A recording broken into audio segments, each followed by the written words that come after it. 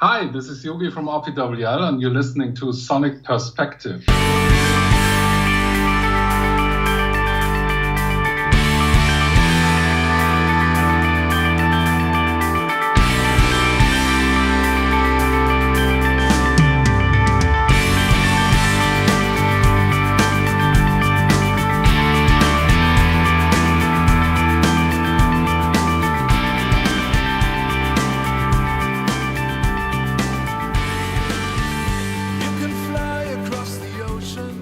Welcome, everybody. This is Scott Medina for Sonic Perspectives.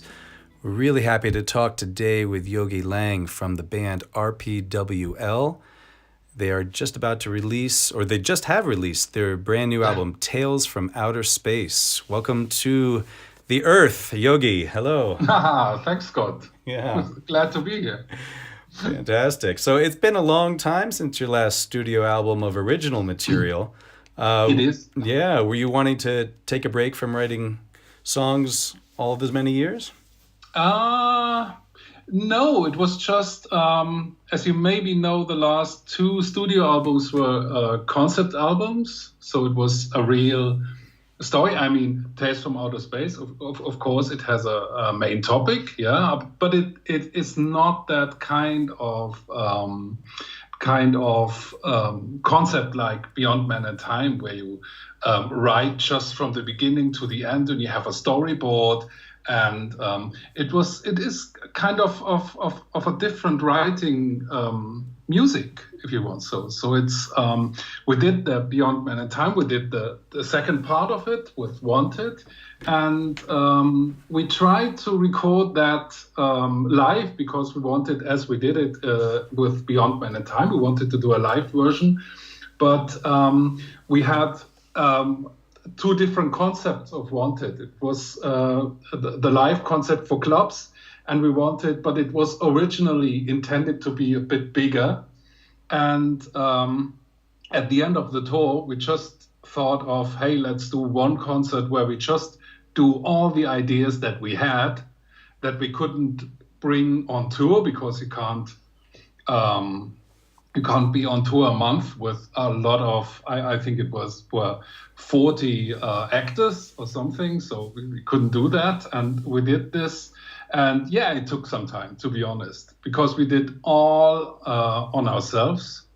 It was just the edit of the film took me about nearly a year. So it was but it was cool to do that. But it was really, as you said, a long time to the next album because of all that work we had to do. And so we thought of an intermission, to be honest. Of an intermission, it could have been a third part, because the whole concept with Beyond Man and Time and Wanted needs to have a third part. But it's, we wanted to do an intermission, to write an album that is not bound to this concept thing as we did it, but just go into the studio and write 7 really independent episodes. Same topic, but not connected in the story so much than it was before. And this was, it was a cool experience, and we were so happy about, it was a kind of intermission, but at the same time, liberation.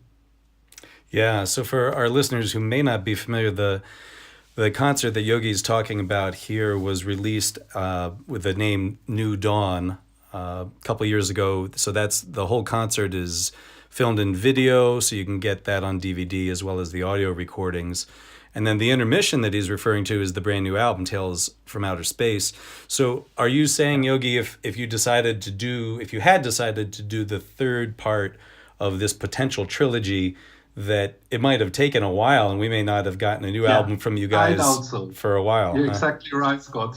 I doubt so. So it's, it would have, it's a lot of brain work for me to have this, because it's anybody that listened to it, there's also an audiobook for the Beyond Man and Time thing to get deeper into the story. And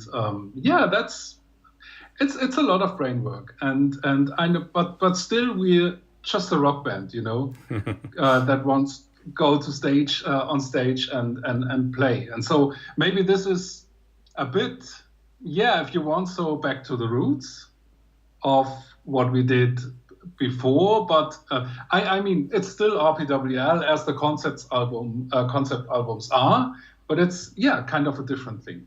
Yeah, yeah. But how was that for you, like during all that time? Have you been, it's been what, at least 5 years now? Have you been itching with Yeah. new material, or have you just kind of taken a break from writing for a few of those years as you focused on the concert performance? And As you maybe know, we also run a label on our own. So this is the thing, RPWL. When we searched for a new label in it was 2010, because SPV in Europe went bankrupt, and it was a lot of confusion, and we just thought of, hey, let's do it ourselves yeah, before we sign anything, just to do music. And it also gives us the opportunity to help other bands just to release their things. And we do that since 2010.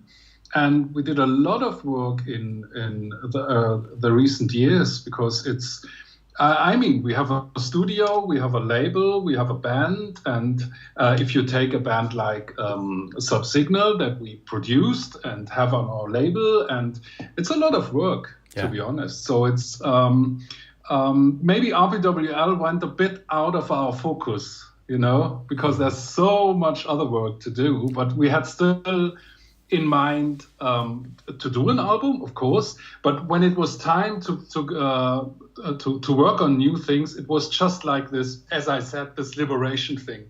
Hey, no, not a story again. Let's just do music. Nice. And I had this idea of okay, let's do 7 stories. It's not so much the thought about sci-fi. It's more the thought about, let's look to the earth from the totally outside. You're not involved. Just look at it, and what do you see? And that was kind of it was so much fun to be in the studio and work like this. Nice. I think it's even cool to do a concept album, of course, but it's just you have with the stories from the beginning to the end, with the storyboard, you have this point when the story makes its own music, and you're not really, the story is, you're the captain at the beginning, but the story, at some point, the story is the captain, and just pushes the whole music into a direction you cannot. I mean, it's interesting and it's so cool, but we wanted to be the captain of that album, so it's cool. Yeah. And so with the theme of Tales from Outer Space, you obviously in these 7 stories are using this theme as a vehicle to reflect on, the challenges and atrocities of mankind. Were you also using it because of a personal interest in extraterrestrial life as well? There's an interest when I was, when I was young, I was a real Roddenberry fan, because it's so what I like about it is this: you can build your own future, yes, and when you have it as in the thoughts of for example, Roddenberry, it's so cool to see no money, all are equal, and it's so nice, And even there you have problems, of course, in every thought that goes into the future. You will and you involve other people, you will have problems, of course. But it's so nice, and even when I remember there was this sci-fi series in Europe called Space 99, where people in the 70s thought that we have bases on the moon just in 30 years. Right. And even in the year 2019, we even can't pay equal money to man and woman, and so it's frustrating, but it's always I mean there's always a future you can be part of, so it's and you can create, so it's there's still hope. But I like this. Let's hope so. I like this open future of a sci-fi story. You know, Yeah. you can build your own things, and and even there's always this thing. What was just not in the future only, but what was in the past. You have, I mean, for examples, just to you have pyramids all over the world, and there are two possibilities. Even the people just 7,000-8,000 years ago, they had planes just to go from Mexico to Egypt or to Slovenia and just say, hey, let's build pyramids. Or all people come to the same idea, maybe, you know. It's this open thing I like. It is. I don't believe in aliens, you know. I'm not a believer. It's just the open mind and thinking of various possibilities, how things could happen and how things maybe were in the past. You never know, but it's fun to think about it. I know, the mystery is there, isn't it? Yeah, it is there. So why not write about it? The truth is outside. Yeah. Yeah. So do you personally think the human race will survive its self-destructive tendencies? I don't think so, but I don't know if it's. I mean, it's nothing. I think it's nothing in that will happen in the near future. But I don't really believe that that mankind can really change it into something that will work in the future. So it's. But I'm not sure. So it's just I'm not. It's not depressing to me, you know. It's just I'm just not sure. Yeah. But best thing would be we all prove them wrong and just do the right things in the near future. But you know, we're in Europe. We have to handle the Brexit. Yeah. And a lot of strange things going on at the moment. As we, I mean, when I was young, we had still borders in Europe, and I always tried to make it clear to my children that it was not always as they are now living in a Europe without any borders. You know, they can go wherever you want, and in the recent in the last couple of years, they start to build up these borders again. And even if you go to Austria, this was, the police will stop you and just want to see your passports. And this is strange. It's strange to me, but I know the time. I was there when that was all very usual. But our children are just what happened there, you know, and there are a lot of things going on that are not right, and I mean even the war between poor and the rich and all those things, but maybe we get it into the future. Yeah. You never know. Yeah. Did you go to Roger Waters' performance of The Wall back in, what was that, 20, 30 years ago? No, you weren't at that one. Yeah. No. It was, I can remember when he came up with The Wall of Floyd. It was in, I think in Germany, it was at late 1980 or early 1981. And I was 14 or something. And my mother just looked at me as I was a complete alien. Because there was only one place in Germany, in Dortmund, where they could build up the wall, so there was no other place. Yeah. And you bought the ticket with a train ticket together, and it was it was And my mother it's not that she said no, she just said nothing and just turned away when I wanted to go there. So I was too young. Yeah, right. So getting back to the new album, you didn't have a dedicated bass player on this one, did you? No, we thought about it because it was just when, with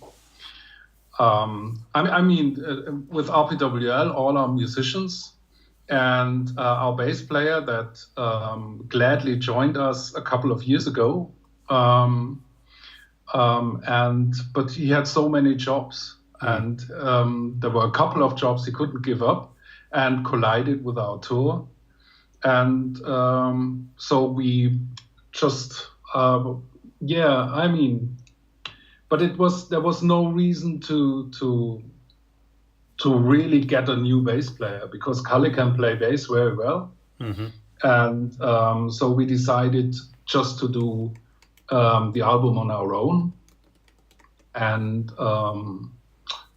did that change quite good. Did that change the feel of recording the album for you at all? No, not really. Because to be honest, Kalle played all the demos when we compose music. Mm-hmm. So it's just that finally no one comes and plays Kalle's parts again. So it's yeah. So it's not such a new thing. Mm-hmm. Yeah. But it worked out very well. So it's we had options, but maybe we wanted to be on our own. So it's. And for the tour, we have a good friend of us that also did the DVD recording with a New Dawn, mm-hmm. and he's a nice friend. He's the bass player of German band Sylvan, and also the bass player of Kalle's solo project. So it was Blind Ego, kind of, we keep it in the family. That's good. That's very good. Yeah. Is Blind Ego on the same recording label, Gentle Art of Music? Yeah, of course. Yeah. Great. Well, and I know no other chance. I know it was a little while ago now, but you released an excellent solo album called No Decoder. Do you have any desire to write another solo album these days, or are your hands too full? Yes. That's funny, Scott, that you asked, because I just work on it. And Kalle did his first composing sessions with Blind Ego, and I did a drum session already for my new album. And there were also 2 songs that are 2 leftovers from the No Decoder session that we did for the album. It was the song Not Our Place to Be and the What I Really Need. Mm-hmm. And because they had kind of this science fiction feeling. Mm-hmm. And I just asked Kalle if this was something that we could use for RPWL, and he listened. I remember he listened to Not Our Place to Be, and he looked at me and said, "I will never do a country song," and left the studio.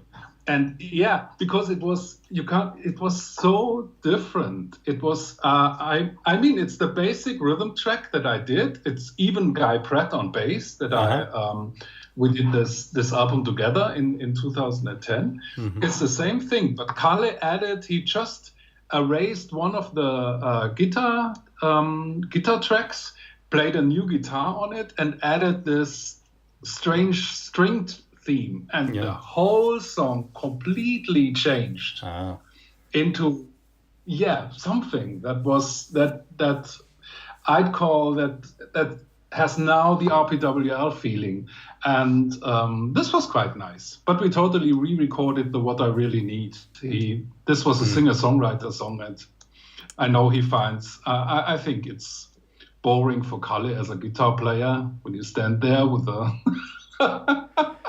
with the acoustic guitar, and he did a new we did the whole recording new. So he But added those these are the, parts. It's kind of like that U2 vibe in the beginning of the, of the yeah, edge guitar, and yeah. yes.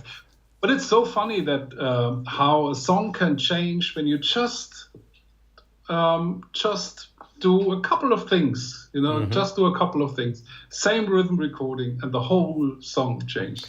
Yeah. So this was really nice. That was really nice. It's amazing how much arrangements and production does change the whole vibe of a song. Like Not Our Place to Be. I would never think there's anything country song to it. So yeah, someday Well, you you got. did like my acoustic guitar. I think that was. Oh, okay. Well, you should have some outtakes so that people can hear, the demos in the original form. That'd be fascinating.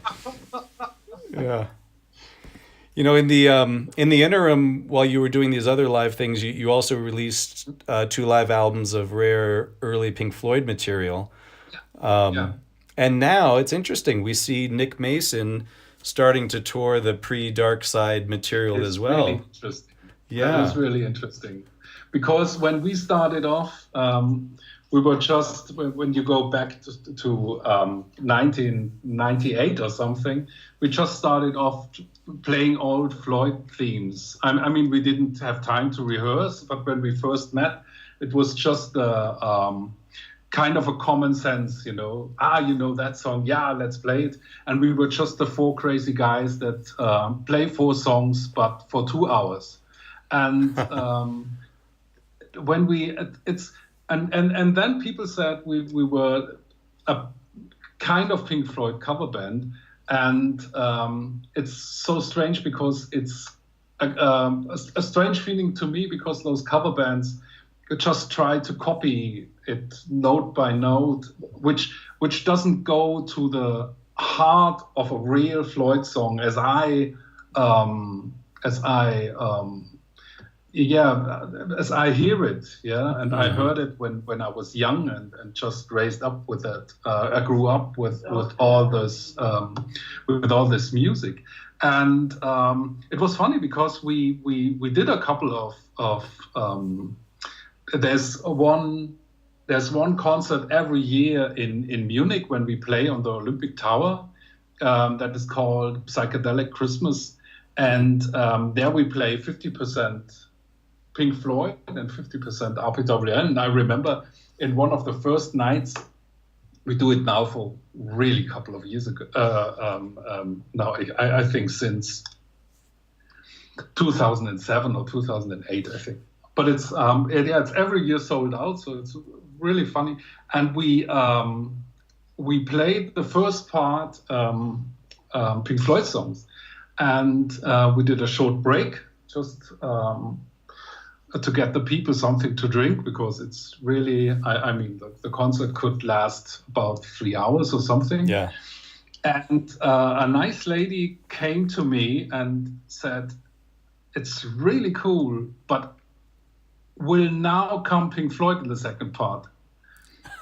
Because she really knew none of the songs. No, I can believe it. Yeah. Well, I always love that. And so we, coming from that, we thought about, hey, let's just record, because we record every tour we do, and we always played this Floyd thing on. I mean, even when you play a psychedelic festival or something, or you play it as an encore, yeah. And let's just do an album with the songs we have.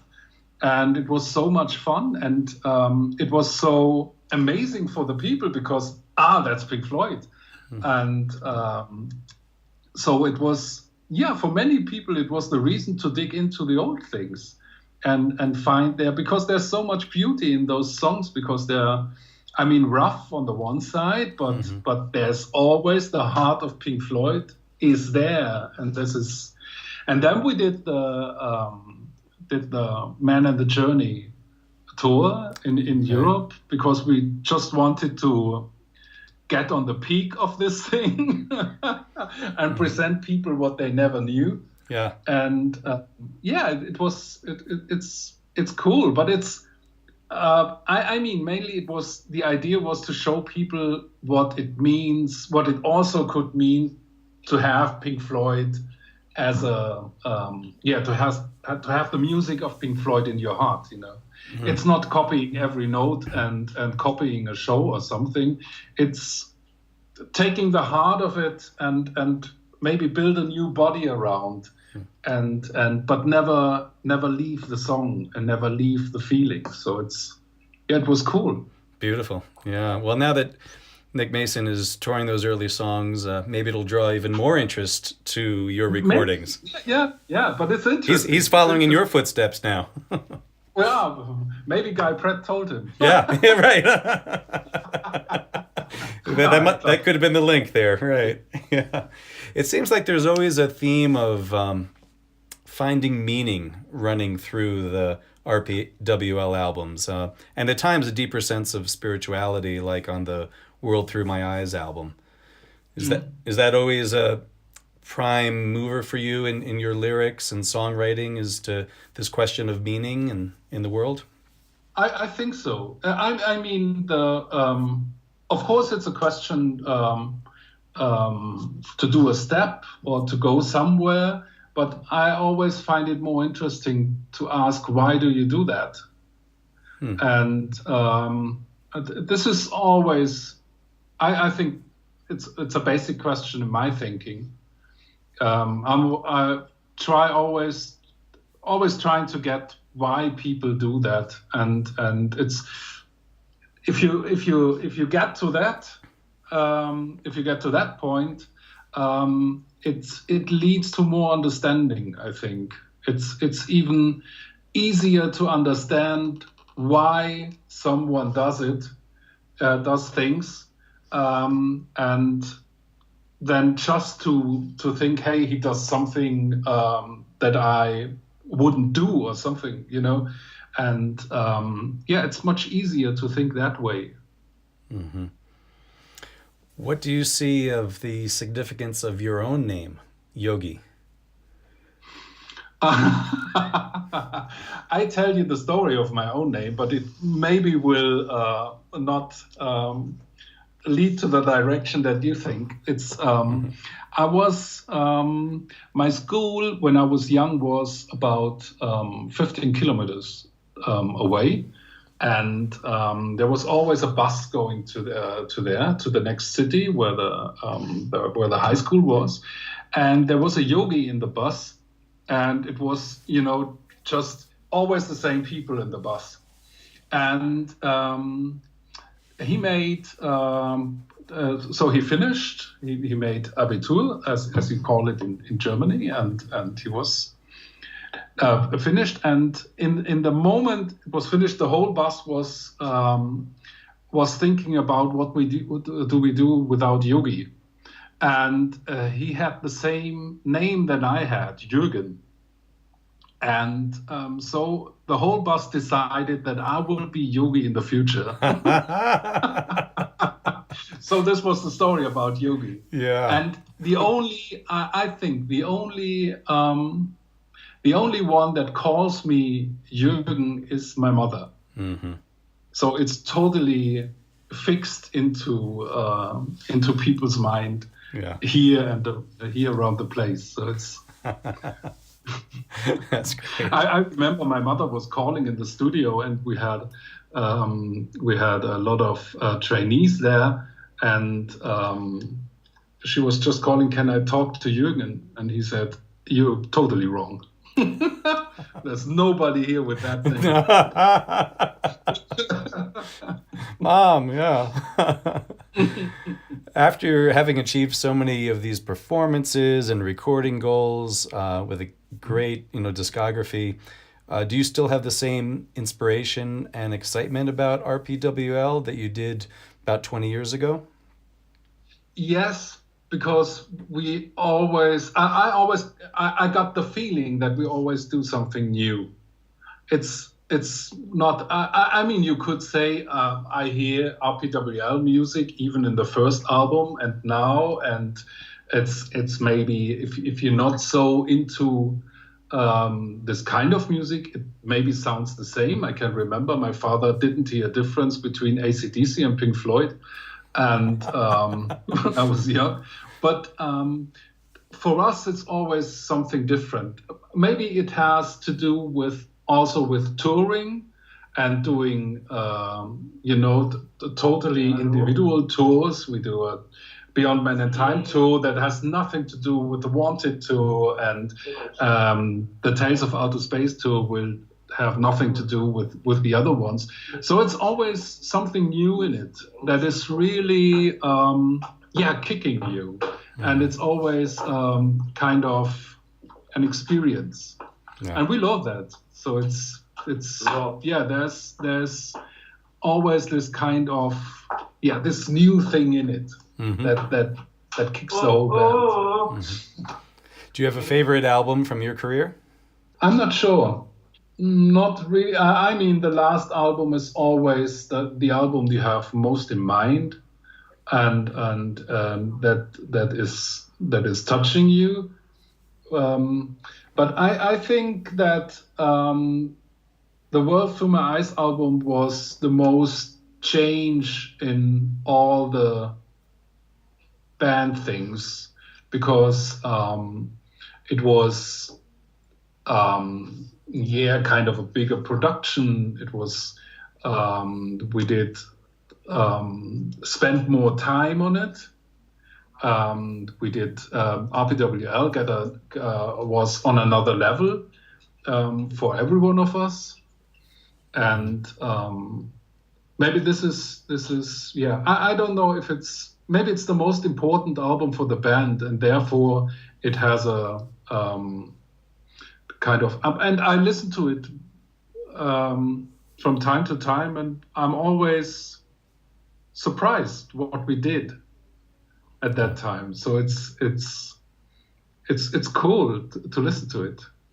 And people, there are a lot of people that when you get emails or something, they a lot of them refer to that album when they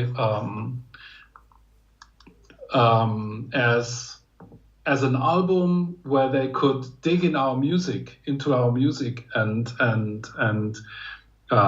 see what the world of RPWL is about. Yeah. So it's still a special album for me. Yeah, I would say the same for me as well. For me, it's a large part of it, not only is the diversity of sounds and the world music influence that came in on that one, but also the strength of your melodies that come out, whether it's Bound to Reach the End or Three Lights, or, there's like really strong melodies that come in. And that continues through all of your albums, but there are many very powerful moments there that bring up the emotion of which is what I love about progressive rock. Yeah. And it's a very colorful album.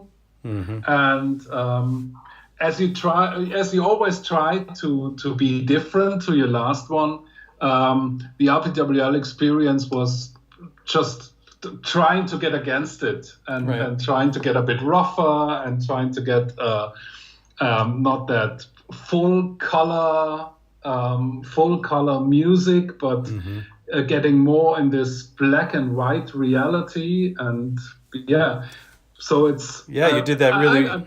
You did that really well with the album covers as well. Yeah. Yeah, there you see it had a big importance for the band as well.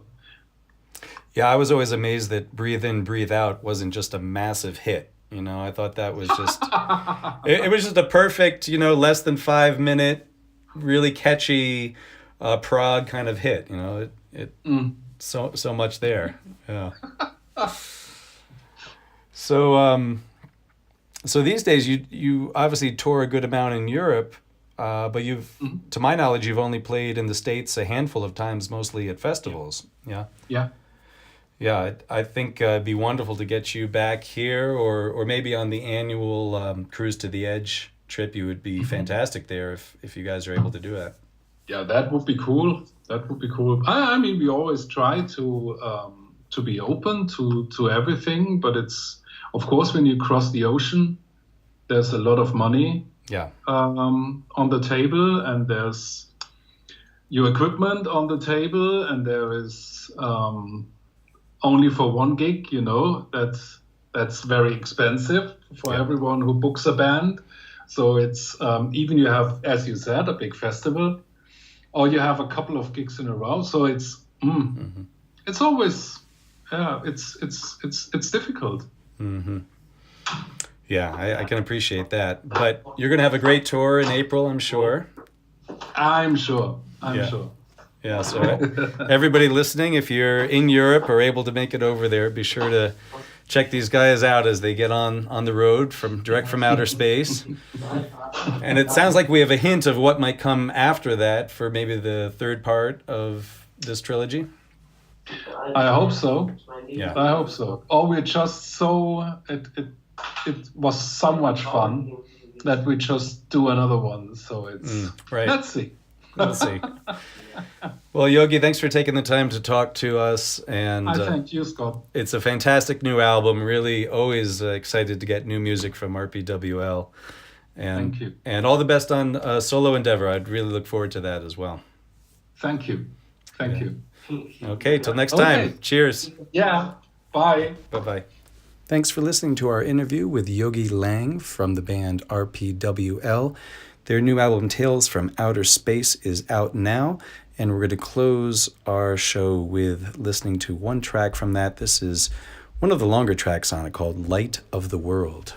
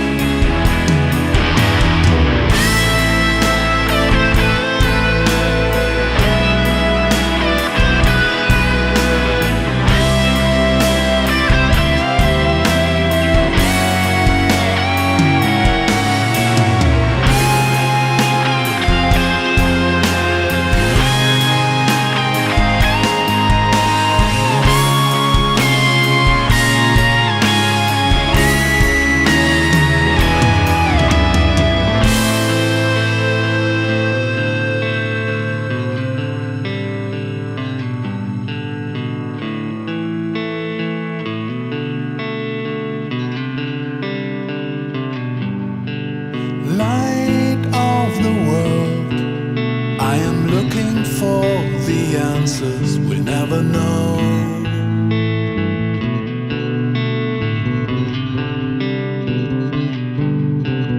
Light of the world, can you bring me through till shadows are getting short?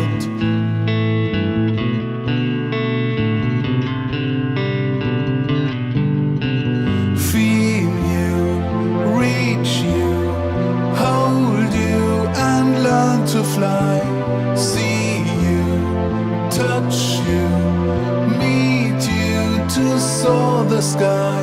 Light of the world, let the flowers bloom and make us thrive.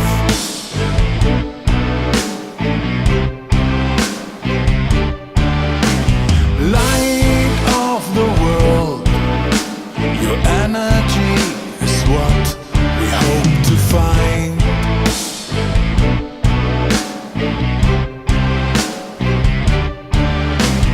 Feel you, reach you, hold you